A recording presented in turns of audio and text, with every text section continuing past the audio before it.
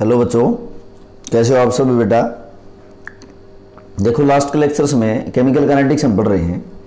Chemical kinetics में मैंने आपको एक कराया था factor affecting rate of reaction. एक बार इस चैप्टर की कुछ पिछली बातें बता देता हूँ। Factor affecting rate of reaction,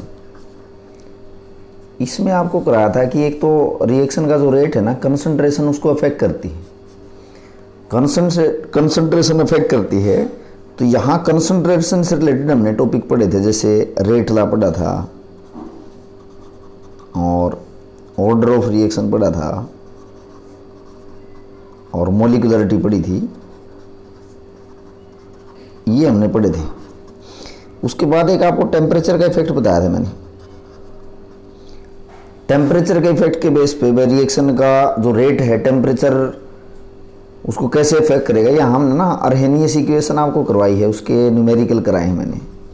देखो शुरू के चैप्टर में जब बताया था factor affecting rate of reaction, concentration, rate law, order, फिर टेम्परेचर भी बताया था। टेम्परेचर बढ़ाएंगे तो रेट ऑफ रिएक्शन बढ़ेगा। फिर यहाँ टेम्परेचर के लिए एक अर्हेनियस इक्वेशन कराई थी। अब है रेट ऑफ रिएक्शन को अफेक्ट करने वाले फैक्टर जो हैं कैटलिस्ट। तो ये तो देखो हम पढ़ चुके हैं, टेम्परेचर और कंसंट्रेशन। कैटलिस्ट हम पढ़ेंगे। अब देखो कैटलिस्ट होते क्या हैं, व्हाट आर कैटलिस्ट। कैटलिस्ट वो सब्सटेंस होते हैं, आर दो substance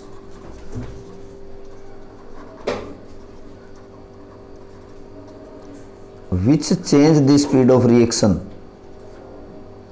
which can change the speed of chemical reaction.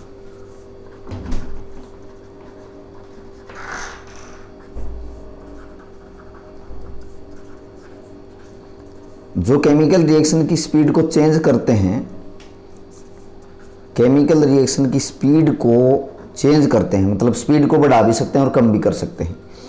अब जो ये कैटलिस्ट हैं ये दो तरह के होते हैं, एक तो पॉजिटिव कैटलिस्ट और एक है negative catalyst. Negative catalyst and positive catalyst. Positive catalyst क्या करते हैं, increase the speed of reaction, increase the speed of reaction, chemical reaction की स्पीड को बढ़ाते हैं। और नेगेटिव कैटलिस्ट क्या करते हैं, decrease the speed of chemical reaction.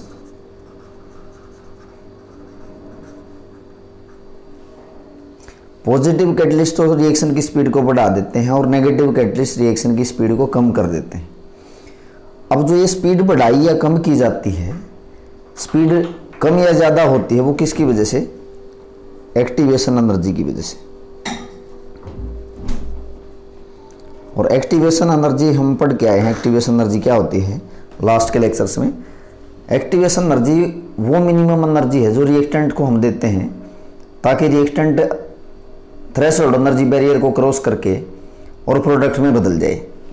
तो अब देख लो भाई,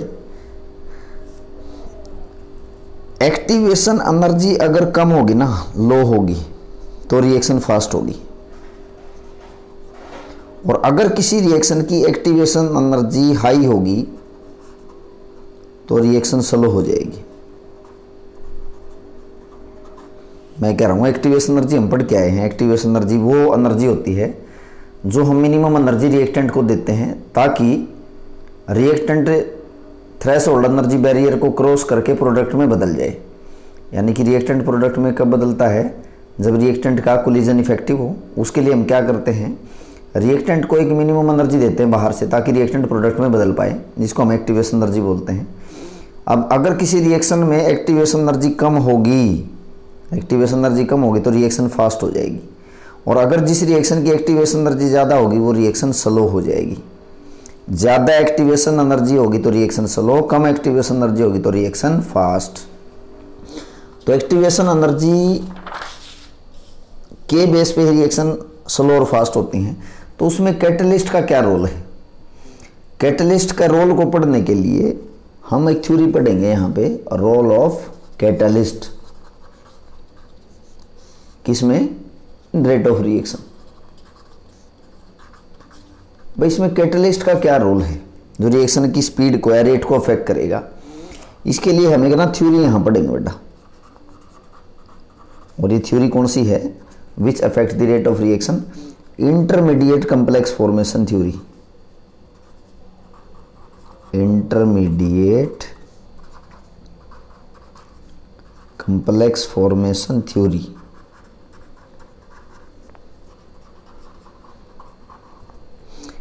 इस थ्योरी में क्या कहा गया है, देखो एक बार समझो। मैं ये कह रहा हूं कि सपोज ना ए और बी यहां पे रिएक्टेंट है, ए और बी क्या है, रिएक्टेंट्स, और सी इसमें कोई कैटलिस्ट है, ये सी कोई भी कैटलिस्ट है इसमें। अब इसमें होता है क्या है कि रिएक्टेंट प्रोडक्ट में बदलते हैं, ये आपको पता है, बट रिएक्टेंट को प्रोडक्ट में बदलने से पहले होता है क्या है कि ये जो कैटलिस्ट है ना, ये रिएक्टेंट के साथ जुड़ जाता है। सी फॉर कैटलिस्ट, ए और बी रिएक्टेंट है, सी पहले रिएक्टेंट के साथ जुड़ेगा ए और बी के साथ, और एक इंटरमीडिएट ये बनाता है। जैसे मैं कह रहा हूँ कि एक इंटरमीडिएट कम्प्लेक्स बना, ए और बी के साथ कौन जुड़ गया, सी जुड़ गया, तो ये एक इंटरमीडिएट कम्प्लेक्स है। This is any intermediate complex, या इस इंटरमीडिएट कम्प्लेक्स को हम एक्टिवेटेड कम्प्लेक्स भी बोल सकते हैं, ये भी हम पहले ही पढ़ के आए हैं। तो ये जो इंटरमीडिएट कम्प्लेक्स बना है, ये फाइनली क्या होगा, प्रोडक्ट में बदलेगा, यानी कि ए और बी इसमें आपस में जुड़ जाएंगे, ये क्या बन गया, प्रोडक्ट बन गया। देखो यहाँ दोनों अलग अलग हैं, ये दोनों जुड़ गए, और सी जो है कैटलिस्ट, ये एज इट इज अपीयर हो जाता है। यानी कि रिएक्टेंट ना ए और बी सी कैटलिस्ट के साथ जुड़ के एक इंटरमीडिएट कम्प्लेक्स बनाते हैं। मतलब रिएक्टेंट ये हैं, बनाना इनको प्रोडक्ट ए बी है, बट कैटलिस्ट के साथ जुड़ के ये पहले एक इंटरमीडिएट कम्प्लेक्स बनाते हैं, जो फाइनली ए और बी प्रोडक्ट में कन्वर्ट हो जाता है।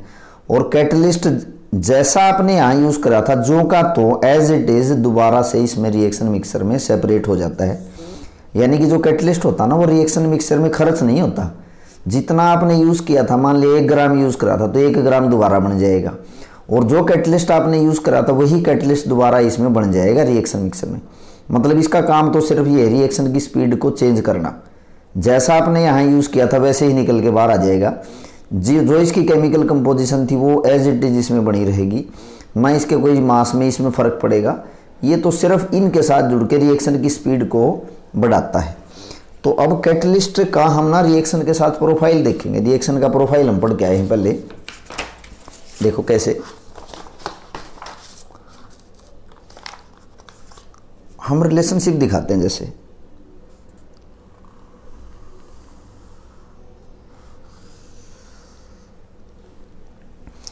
ये रिएक्शन की पोटेंशियल एनर्जी है, वाई एक्सिस पे जैसे मैंने दिखा रखी है पोटेंशियल एनर्जी, और ये है जैसे रिएक्शन का प्रोफाइल। तो पोटेंशियल एनर्जी और रिएक्शन प्रोफाइल को मैं एक्सप्लेन यहाँ कर रहा हूँ। रिएक्शन प्रोफाइल, ये इसको हम रिएक्शन कोऑर्डिनेट भी बोलते हैं। रिएक्शन प्रोफाइल या रिएक्शन कोऑर्डिनेट और पोटेंशियल एनर्जी है ये इस पे। अब देखो होता क्या है, सपोज ये मैं कह रहा हूँ कि ये आपके पास रिएक्टेंट है और ये रिएक्टेंट की एनर्जी है भाई, ये आपके पास रिएक्टेंट है और रिएक्टेंट की कुछ एनर्जी भी तो है ना, यानी कि मैं दिखा देता हूँ E energy of reactant, R reactant, E क्या है उसकी एनर्जी। और सपोज मैं ये कह रहा हूँ कि ये थ्रेशोल्ड एनर्जी का बैरियर है, this is the threshold energy barrier, threshold energy barrier. जैसे थ्रेशोल्ड एनर्जी बैरियर है, यानी कि रिएक्टेंट की एनर्जी इतनी होगी ना तभी ये प्रोडक्ट में बदल पाएगा। अब मैं ये कह रहा हूँ कि हमने क्या करा, रिएक्टेंट को कुछ बाहर से एनर्जी दी, रिएक्टेंट को हमने बाहर से कुछ एनर्जी दी ताकि इसकी एनर्जी कितनी हो जाए, थ्रेशोल्ड एनर्जी के इक्वल हो जाए। और यहाँ एक कम्प्लेक्स बनता है जिसको हम क्या बोलते हैं, एक्टिवेटेड कम्प्लेक्स बनता है। और ये रिएक्टेंट फिर फाइनली किस में बदल जाता है, प्रोडक्ट में बदल जाता है। जैसे ये बन गया आपका प्रोडक्ट, और ये एनर्जी हो जाती है किसकी, प्रोडक्ट की। ये रिएक्टेंट की एनर्जी थी, ये आपके पास प्रोडक्ट की एनर्जी है, ठीक है। अब देखो जी, इन दोनों में जो एनर्जी का डिफरेंस है, रिएक्टेंट और प्रोडक्ट की जो एनर्जी का डिफरेंस है, ये डेल्टा एच है, जो कि एंथैल्पी ऑफ रिएक्शन होती है। अब देखो ये रिएक्शन का प्रोफाइल है, बगैर कैटलिस्ट के यूज हुए रिएक्टेंट जो है ये थ्रेशोल्ड एनर्जी का बैरियर है, और ये रिएक्शन का पाथ है। तो मैं लिख भी देता हूँ यहाँ पे। और ये इतनी एक्टिवेशन एनर्जी इसमें खर्च हुई, एक्टिवेशन एनर्जी इसमें कितनी खर्च हुई, इतनी हमारी एक्टिवेशन एनर्जी खर्च हुई है। तो यहाँ पे लिख दूँ मैं EA। अब देखो दोबारा देखो, रिएक्टेंट है, रिएक्टेंट प्रोडक्ट में बदला कब, देखो ये पोटेंशियल एनर्जी है, रिएक्टेंट की एनर्जी सपोज किसी टाइम पे यहाँ है, तो मैंने क्या करा, रिएक्टेंट को एनर्जी देनी शुरू करी, रिएक्टेंट की एनर्जी बढ़ानी शुरू करी, रिएक्टेंट की एनर्जी बढ़ती गई और थ्रेशोल्ड एनर्जी के इक्वल आ गई रिएक्टेंट की एनर्जी। अब रिएक्टेंट की एनर्जी जब थ्रेशोल्ड एनर्जी के इक्वल आ गई तो यहाँ कम्प्लेक्स बनता है एक, फाइनली फिर ये रिएक्टेंट किस में बदल जाएंगे, प्रोडक्ट में बदल जाएंगे।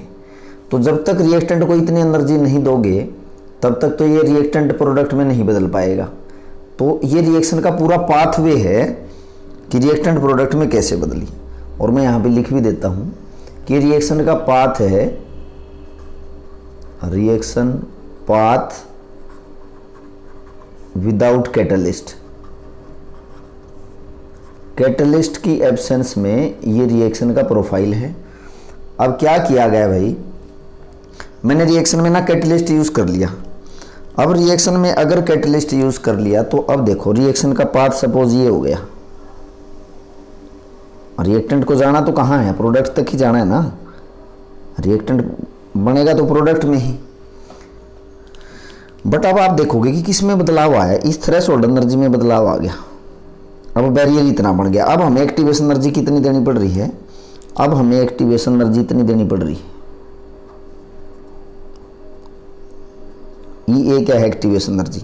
देखो पहले हमें इतनी एक्टिवेशन एनर्जी देनी पड़ी थी बगैर कैटलिस्ट के रिएक्शन को, ताकि रिएक्टेंट की एनर्जी थ्रेशोल्ड एनर्जी के इक्वल हो जाए।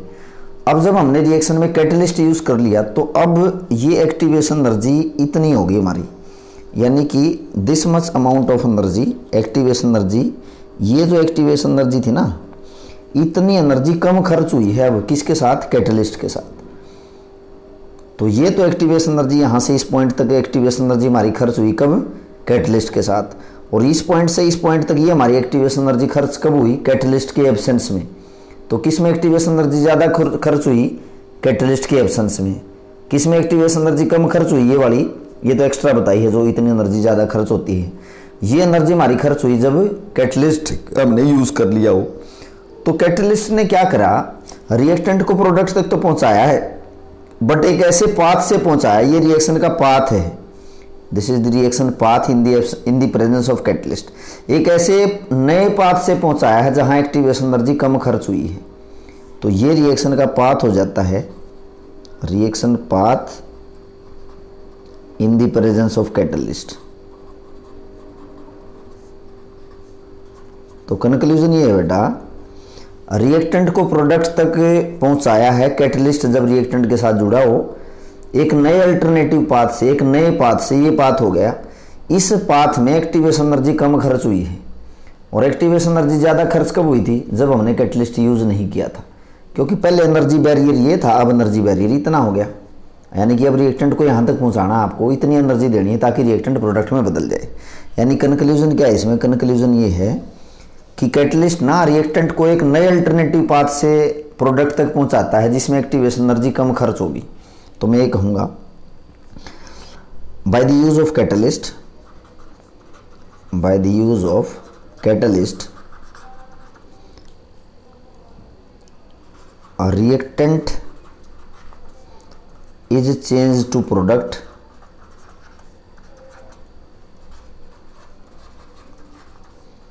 by a new path in which activation energy is low, ELS।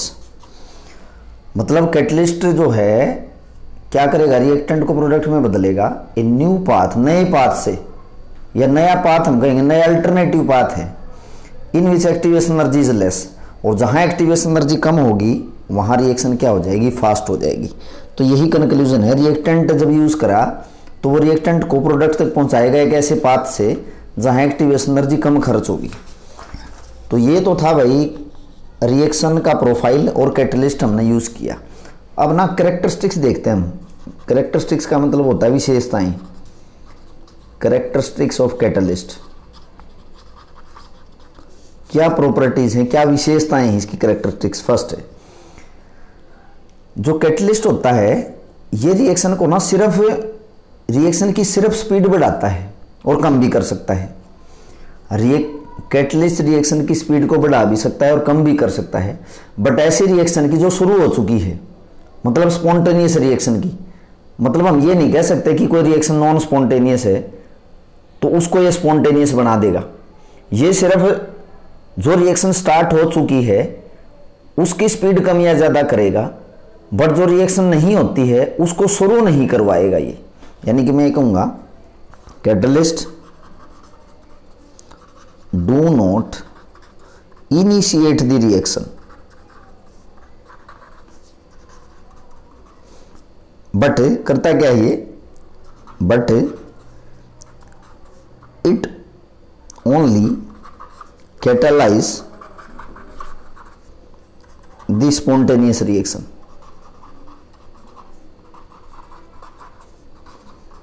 Spontaneous reaction कौन सी होती हैं, जो अपने आप होती है, इनिशिएशन के बाद होती हैं, वो रिएक्शन क्या होती है, स्पॉन्टेनियस। या मैं ये भी कहूँगा कि ये जो रिएक्शन स्पॉन्टेनियस है ना उसी रिएक्शन की स्पीड बढ़ाएगा। ऐसा हम नहीं कहेंगे जो रिएक्शन शुरू नहीं हुई उसकी भी स्पीड बढ़ा देगा ये। दूसरा पॉइंट, कैटलिस्ट बहुत थोड़ा खर्च होता है रिएक्शन में, क्योंकि जब कैटलिस्ट रिएक्टेंट को प्रोडक्ट में बदलेगा तो catalyst as it is appear हो गया, वो कैटलिस्ट दोबारा नए रिएक्टेंट के साथ जुड़ जाएगा। तो मैं ये कहूँगा catalyst is used in very less amount, बहुत कम खर्च होता है ये किसी भी रिएक्शन में। तीसरा पॉइंट है, जो कैटलिस्ट होता है रिएक्शन की एंथैल्पी को चेंज नहीं करता। Catalyst do not change enthalpy of reaction, और एंथैल्पी क्या होती है, heat change of any reaction. तो किसी रिएक्शन में जो एंथैल्पी चेंज होगी ना उतनी ही होगी कैटलिस्ट के साथ भी और कैटलिस्ट के बगैर भी। फोर्थ पॉइंट, रिएक्शन में जो फ्री एनर्जी चेंज होती है ना, फ्री एनर्जी चेंज हम लास्ट ईयर भी पढ़ के आए हैं, उसमें भी ये कोई चेंज नहीं आता, यानी कि डेल्टा एच में कोई चेंज नहीं आता। तो नेक्स्ट पॉइंट है catalyst do not change free energy of reaction, यानी कि क्या, डेल्टा जी। और जो रिएक्शन रिवर्सेबल होती हैं, रिवर्सेबल कौन सी हैं, ए प्लस बी क्या बनाया, सी और डी बनाया, और ये सी और डी भी अगर दोबारा ए और बी में बदल जाएंगे तो ये रिएक्शन जो होती हैं रिवर्सेबल होती हैं। रिवर्सेबल रिएक्शन की भी स्पीड कम ज़्यादा कर सकता है कौन, कैटलिस्ट, बट जितनी स्पीड फॉरवर्ड में बढ़ाएगा ना उतनी स्पीड किस में बढ़ाएगा, ये बैकवर्ड में। तो हम ये कहेंगे, कंक्लूजन ये है, रिवर्सेबल रिएक्शन में जो इक्विलिब्रियम आएगा ना उसका टाइम पीरियड कम हो जाएगा। तो in reversible reaction, in reversible reaction by the use of catalyst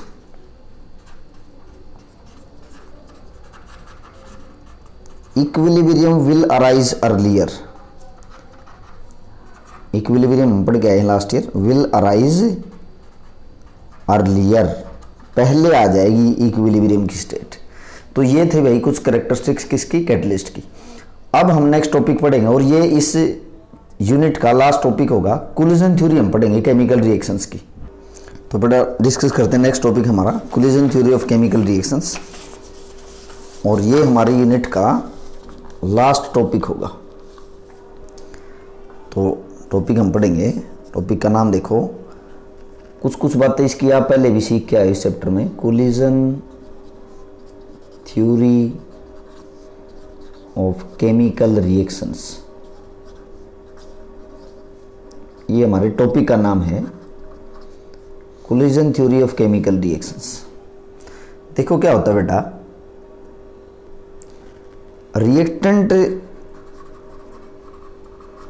reactant किस में बदलता है, प्रोडक्ट में बदलता है। और आपको ये सिखाया गया है कि जैसे मैं कह रहा हूँ कि ए और बी ना रिएक्टेंट हैं और ये बनाते हैं प्रोडक्ट बनाते हैं। सपोज मैंने आपको ये सिखाया है कि जो रिएक्टेंट है ना ये रिएक्टेंट आपस में कोलाइड करेंगे, रिएक्टेंट आपस में कोलाइड करेंगे, तभी ये रिएक्टेंट कोलाइड करके प्रोडक्ट में बदल पाएंगे।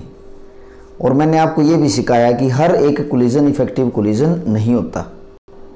तो आपने क्या सीखा बेटा, हर एक कोलिजन इफेक्टिव कोलिजन नहीं होता। इफेक्टिव कोलिजन अगर होगा ना रिएक्टेंट के बीच में, तो ही रिएक्टेंट प्रोडक्ट में बदल पाएगा।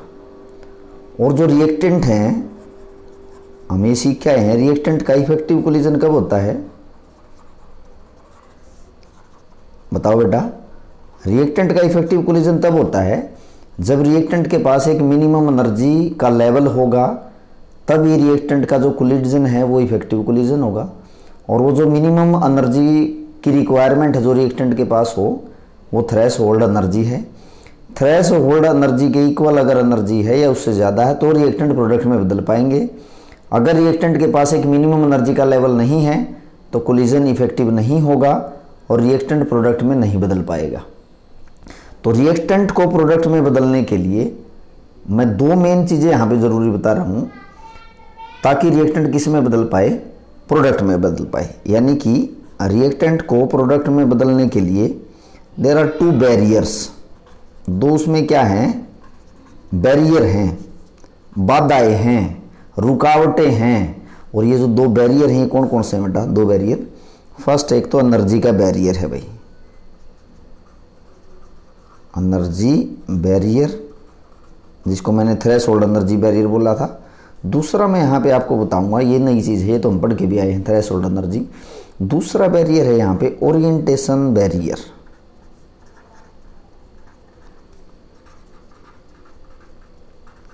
ये नई चीज़ है यहाँ पे। अब देखो भाई, ये ओरिएंटेशन बैरियर और एनर्जी बैरियर है क्या, इसको हम समझेंगे। देखो एनर्जी बैरियर तो आपका वो चीज़ है कि जब रिएक्टेंट के पास थ्रेशोल्ड एनर्जी होगी तभी रिएक्टेंट किस में बदल पाएगा, प्रोडक्ट में बदल पाएगा।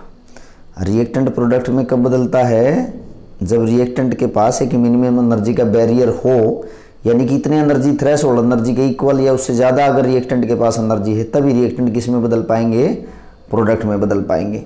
और एक ओरिएंटेशन बैरियर है, ये इसको मैं प्रोबेबिलिटी फैक्टर भी बोल सकता हूँ, मैं आगे कराऊंगा इसको भी, प्रोबेबिलिटी फैक्टर, जिसको पी से डिनोट किया जाता है।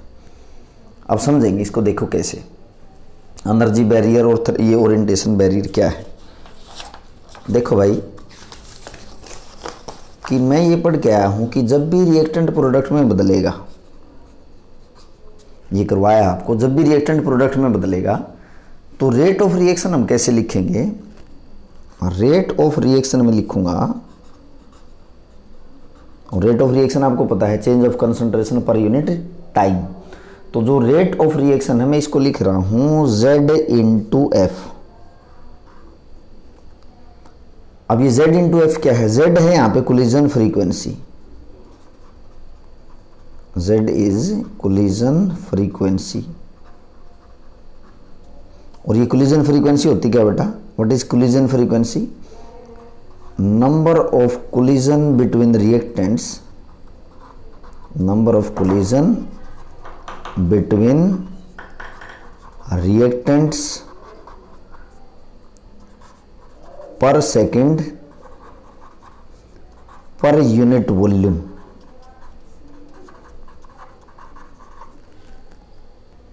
तो Z आपको क्या बताता है बेटा, कोलिजन फ्रीक्वेंसी बताता है। और कोलिजन फ्रीक्वेंसी होती क्या है, रिएक्टेंट में जो कोलिजन नहीं होता है उसके बारे में बता रहा है। तो number of collision between reactants पर सेकेंड पर यूनिट वॉल्यूम। जैसे यूनिट वॉल्यूम मैंने 1 लीटर मान लिया, तो 1 लीटर में 1 सेकेंड में रिएक्टेंट के बीच में कितनी कोलिजन होती हैं, वो उसका कोलिजन फ्रीक्वेंसी है। और F क्या रिप्रेजेंट करता है यहाँ पे, what is this F denotes, यहाँ पे लिख देता हूँ मैं, F क्या डिनोट करता है, ये तो Z की बात हो गई भाई। और F क्या डिनोट करता है यहाँ पे, this F fraction of molecules. Fraction मतलब टोटल मॉलिक्यूल में से उतने मॉलिक्यूल की संख्या, fraction of molecules whose energy is more than threshold energy।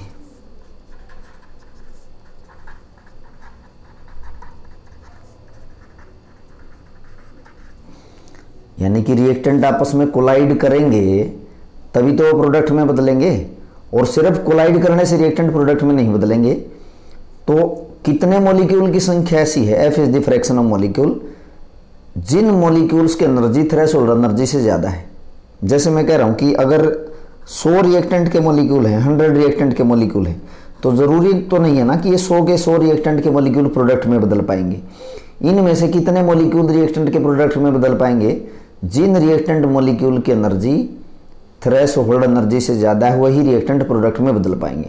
जैसे अगर मैंने कह दिया कि 100 में से ना 40 रिएक्टेंट के मॉलिक्यूल ही ऐसे हैं जिनकी एनर्जी थ्रेशोल्ड एनर्जी से ज़्यादा है, तो सिर्फ इन्हीं का कोलिजन इफेक्टिव होगा और यही रिएक्टेंट के मॉलिक्यूल प्रोडक्ट में बदल पाएंगे। बाकी जो 60 रिएक्टेंट बच गए वो प्रोडक्ट में नहीं बदल पाएंगे।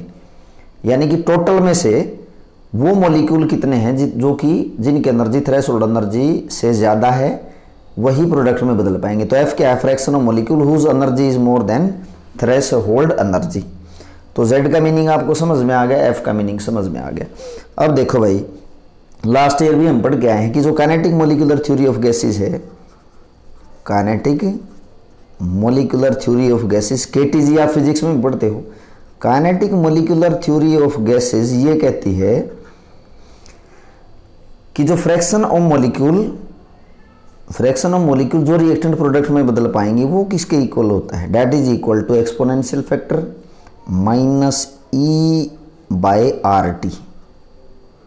ये है, यानी कि किसी एक कांस्टेंट टेम्परेचर पे ये उन फ्रैक्शन ऑफ मॉलिक्यूल्स की संख्या है जो रिएक्टेंट प्रोडक्ट में बदल पाएंगे। अब अगर मैं ये कह दूं कि जो ये एनर्जी है, ये एनर्जी क्या है, थ्रेशोल्ड एनर्जी है बेटा। तो यहाँ जो थ्रेशोल्ड एनर्जी है E, इस थ्रेशोल्ड एनर्जी को मैं किसके इक्वल मानूंगा, इक्वल टू एक्टिवेशन एनर्जी। तो अब मैं इस E की जगह लिखूंगा बेटा एक्सपोनेंशियल फैक्टर माइनस EA/RT, और EA यहाँ पे क्या है, एक्टिवेशन एनर्जी है। यहाँ पे खाली एनर्जी लिखी है क्योंकि अगर थ्रेशोल्ड एनर्जी एक्टिवेशन एनर्जी के इक्वल होगी ना तब मैं इसको लिख रहा हूँ EA, क्योंकि यहाँ एक्टिवेशन एनर्जी थ्रेशोल्ड एनर्जी के इक्वल ही तो है, और R है यहाँ पे गैस कांस्टेंट, T टेम्परेचर है, ये एक्सपोनेंशियल फैक्टर है, और ये आपके फ्रैक्शन ऑफ मॉलिक्यूल। यानी कि ये हमें क्या बताएगा, ये फैक्टर हमें ये बताएगा कि ये टोटल मॉलिक्यूल में से उन फ्रैक्शन ऑफ मॉलिक्यूल की बात कर रहा है जो रिएक्टेंट किस में बदल पाएंगे, प्रोडक्ट में बदल पाएंगे, क्योंकि इतने मॉलिक्यूल की ही एनर्जी थ्रेशोल्ड एनर्जी के इक्वल है। और बेटा देखो अब इसी चैप्टर के अंदर, तो F की वैल्यू मैं यहाँ पे पुट कर दूंगा। अब इसी चैप्टर के अंदर हम ये भी सीख के आए हैं जो रेट ऑफ रिएक्शन होता है ना, रेट ऑफ रिएक्शन को मैं कैसे लिखता हूँ, rate is equal to rate constant, और ये रिएक्टेंट है आपके पास, रिएक्टेंट की कंसंट्रेशन और इसकी पावर n। तो बेटा rate of reaction rate constant के क्या है, डायरेक्टली प्रोपोर्शनल नहीं है। Rate of reaction rate constant के क्या है, डायरेक्टली प्रोपोर्शनल। तो मैं रेट ऑफ रिएक्शन की जगह क्या लिख सकता हूँ, रेट कांस्टेंट लिख सकता हूँ। देखो ये जो लिखा हुआ है, तो इस रेट ऑफ रिएक्शन की जगह मैं क्या लिख सकता हूँ, रेट कांस्टेंट लिख सकता हूँ। तो क्या मैं यहाँ रेट कांस्टेंट लिख दूँ, रेट ऑफ रिएक्शन की जगह मैं क्या लिख दूँ, रेट कांस्टेंट लिख दूँ, और ये Z है, और ये क्या है, फ्रैक्शन ऑफ मॉलिक्यूल जो एनर्जी बैरियर क्रॉस कर जाएंगे जिनकी एनर्जी रिएक्टेंट की थ्रेशोल्ड एनर्जी से ज़्यादा है। इस F की क्या वैल्यू ये है, तो मैं इस F की वैल्यू पुट कर दूँ E-EA/RT। तो ये लिख सकता हूँ मैं, Z क्या है, इसमें कोलिजन फ्रीक्वेंसी है और फ्रीक्वेंसी फैक्टर है, कोलिजन फ्रीक्वेंसी है, ये बताया आपको।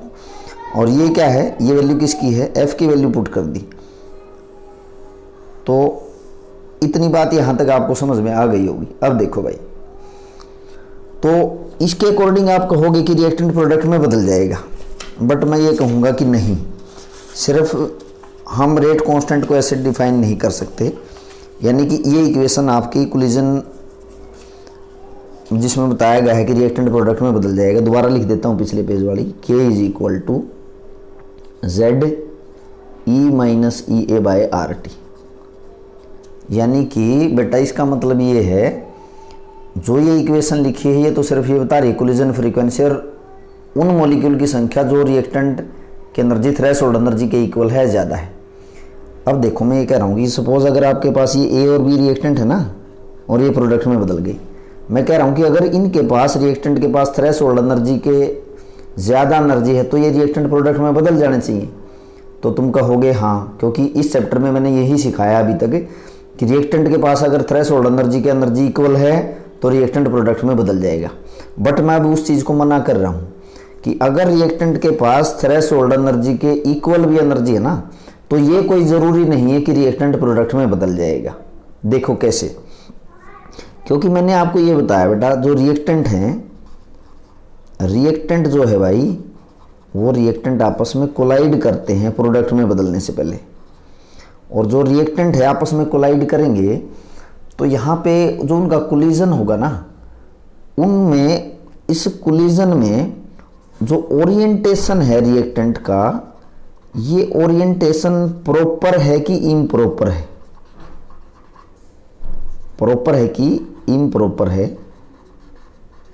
देखो अगर रिएक्टेंट के पास थ्रेशोल्ड एनर्जी के से ज़्यादा एनर्जी है तो रिएक्टेंट प्रोडक्ट में बदल जाना चाहिए, क्योंकि ऐसे मैंने सिखाया है। बट मैं यहाँ ये कह रहा हूँ, रिएक्टेंट के पास अगर थ्रेशोल्ड एनर्जी के इक्वल भी एनर्जी है तभी भी कोई ज़रूरी नहीं कि रिएक्टेंट प्रोडक्ट में बदल जाए। और क्या ज़रूरी है कि रिएक्टेंट के बीच में जो कोलिजन हो ना, उनका ओरिएंटेशन प्रॉपर होना चाहिए। अगर ओरिएंटेशन प्रॉपर है तभी रिएक्टेंट प्रोडक्ट में बदल पाएगा, और अगर इम्प्रॉपर ओरिएंटेशन है तो रिएक्टेंट प्रोडक्ट में नहीं कन्वर्ट हो पाएगा। एक एग्जाम्पल से सीखते हैं कि प्रॉपर और इम्प्रॉपर ओरिएंटेशन क्या होता है। देखो भाई, जैसे मैंने लिख दिया, एक ये आपके पास मॉलिक्यूल है CH3Br, और ये जैसे OH नेगेटिव के साथ रिएक्शन करके ये बदल जाता है CH3OH प्लस Br नेगेटिव। देखो भाई, अब मैं ये कह रहा हूँ कि जो ये CH3 है ना, इसका मैं 3D व्यू बता देता हूँ कि जैसे कार्बन के साथ यहाँ पे 3 हाइड्रोजन जुड़े हुए हैं। अब कार्बन के साथ यहाँ पे Br जुड़ा हुआ है। अब आपको ये पता है कि कार्बन और ब्रोमीन में से कौन ज़्यादा इलेक्ट्रोनेगेटिव होता है? ब्रोमीन। तो इसके ऊपर पार्शियल नेगेटिव चार्ज और इसके ऊपर पार्शियल पॉजिटिव चार्ज। अब जैसे ये OH नेगेटिव है, ये OH नेगेटिव प्रोडक्ट में देखोगे किसके साथ जुड़ गया? कार्बन के साथ जुड़ गया। तो इसमें अब होगा क्या कि आप देखोगे कि जब ये OH नेगेटिव है, प्रॉपर या इम्प्रॉपर ओरिएंटेशन इसमें होगी। प्रॉपर ओरिएंटेशन कैसे होगी वे देखो एक बार। प्रॉपर ओरिएंटेशन में क्या करेगा, ये जो OH नेगेटिव है ना, ये बैक साइड से अटैक करेगा इस कार्बन से, यानी कि पीछे से आएगा अटैक करने के लिए। क्यों बेटा? क्योंकि आप देखोगे इस Br पे भी नेगेटिव चार्ज है और OH नेगेटिव पे भी, तो फ्रंट साइड से OH नेगेटिव फ्रंट साइड से तो इस कार्बन पे अटैक नहीं कर सकता क्योंकि रिपेल करेगा। तो अगर ये OH नेगेटिव इसके बैक साइड से अटैक कर रहा है तो प्रॉपर ओरिएंटेशन हो गई। और इसमें पहले क्या बनेगा, एक इंटरमीडिएट बनेगा जिसमें कार्बन के साथ ये OH भी यहाँ पे जुड़ गया और इसके साथ ये 3 हाइड्रोजन एटम भी जुड़े हुए हैं। ये जैसे 3 हाइड्रोजन एटम मैंने दिखा दिया, और ये एक इंटरमीडिएट कॉम्प्लेक्स बनता है, एक इंटरमीडिएट बनता है बेटा। फाइनली क्या होगा, ये इंटरमीडिएट फाइनली किस में बदल जाएगा? प्रोडक्ट में बदल जाएगा। और मैं इसको दिखाऊंगा कुछ इस तरह से कि ये OH हो गया भाई और ये 3 हाइड्रोजन है, यानी कि देखो ये रिएक्टेंट था, ये प्रोडक्ट बनाया तो वही है मैंने यहाँ पे भी, बस इसका 3D व्यू दिखा दिया मैंने डायग्राम से, इससे ये बना प्रोडक्ट। इसमें देखोगे कि आप फ्रंट साइड से OH इस कार्बन पे अटैक नहीं कर सकता क्योंकि इस पे भी नेगेटिव चार्ज है, इस पे भी रिपेल करेगा। तो इसलिए इसने बैक साइड से अटैक किया। बैक साइड से अटैक किया तो प्रॉपर ओरिएंटेशन हुई। प्रॉपर ओरिएंटेशन अगर होगी ना, बैक साइड से आएगा तो ही ये OH इस कार्बन पे जुड़ पाएगा, जो कि यहाँ दिखा रखा है। और अगर फ्रंट साइड से अटैक करेगा तो फ्रंट साइड से ये अटैक नहीं कर पाएगा। तो इसका मतलब ये तो ओरिएंटेशन कैसी है? प्रॉपर। और अगर मैं ये कह दूं कि ये जो कार्बन है, कार्बन के साथ जैसे ये 3 हाइड्रोजन जुड़े हुए हैं और ये जैसे Br था, ये पार्शियल नेगेटिव है, ये पार्शियल पॉजिटिव है, ये OH नेगेटिव है, तो फ्रंट साइड से क्या ये OH नेगेटिव इस कार्बन पे अटैक कर पाएगा? नहीं, क्योंकि दोनों आपस में क्या करेंगे? रिपेल। तो इसका मतलब ये जो ओरिएंटेशन है ये कैसी है? इम्प्रॉपर ओरिएंटेशन है।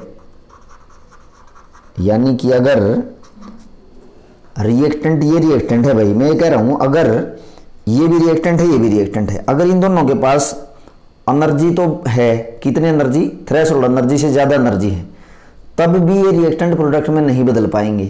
क्यों नहीं बदल पाएंगे? यानी कि ये जो प्रोडक्ट था ना CH3OH ये प्रोडक्ट नहीं बनेगा। क्यों नहीं बनेगा भाई, जबकि इनके पास एनर्जी उतनी है ताकि ये प्रोडक्ट में बदल पाएँ?